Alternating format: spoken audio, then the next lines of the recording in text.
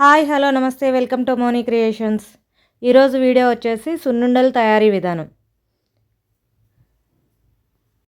Very simple ప్రాసెస్లో ఇంట్లోనే సున్నుండలు ఏ విధంగా తయారు చేసుకోవాలో చూపిస్తాను.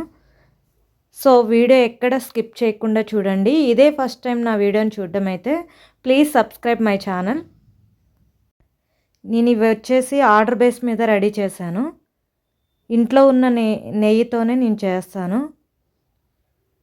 ఇంట్లో తయారు చేసిన వెన్నను యూజ్ చేసి నెయ్యి తీసి సున్నుండలు అయితే చేస్తున్నాను.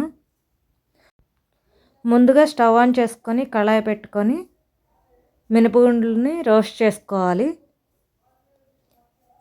వీడియోలో చూపించే విధంగా మినపగుండ్లని రోస్ట్ చేసుకోవాలి. మినపగుండ్లు ఎప్పుడైనా సరే లో ఫ్లేమ్ మీదనే రోస్ట్ చేసుకోవాలి. ఎప్పుడు హై ఫ్లేమ్ మీద చేయకూడదు.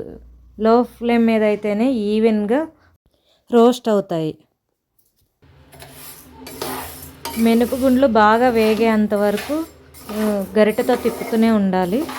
లేకుంటే అడుగునివి వేగుతాయి, పైన వేగవు. మినపగుండ్లతో పాటు కాస్త పెసరపప్పుని, ఒక 2 స్పూన్లు బియ్యాన్ని వేపుకొని యాడ్ చేసుకోవాలి. ఇది వీడియోలో చూపించడం నేను మర్చిపోయాను. మినపగుండ్లు గోల్డెన్ బ్రౌన్ కలర్ వచ్చేంత వరకు వేపుకొని చల్లారబెట్టుకోవాలి. ఈ విధంగా చల్లారబెట్టుకున్న మినపగుండ్లని ఒక మిక్సీ జార్ తీసుకొని మిక్సీ జార్లో వేసుకొని మిక్సీ పట్టుకోవాలి.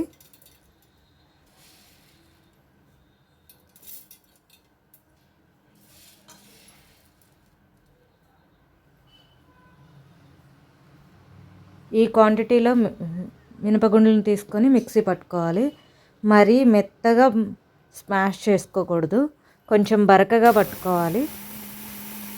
నేను క్వాంటిటీ చెప్పడం మర్చిపోయాను కదా. ఇదంతా 1 kg సున్నుండల కోసం తయారు చేస్తున్నాను. దీనికోసం మినపగుండ్లు వచ్చేసి 700 గ్రామ్స్. దీనికి 1/2 kg షుగర్ అయితే సరిపోతుంది.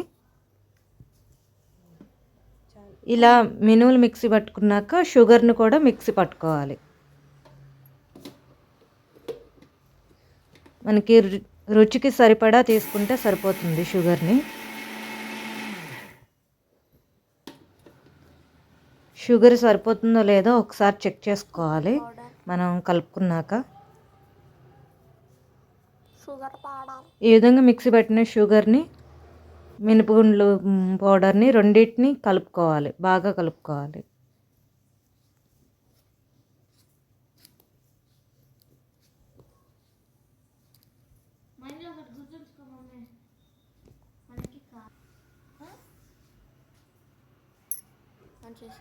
బాగా కలుపుకున్నాక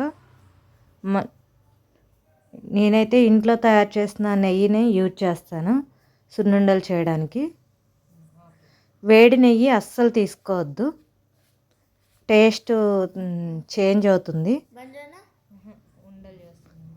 కాచి చల్లార్చిన నెయ్యినే తీసుకోవాలి. నెయ్యిని కొంచెం కొంచెంగా కలుపుకుంటూ మనకి ఎంత సైజు కావాలో అంత సైజులో సున్నుండను తయారు చేసుకుంటే సరిపోతుంది.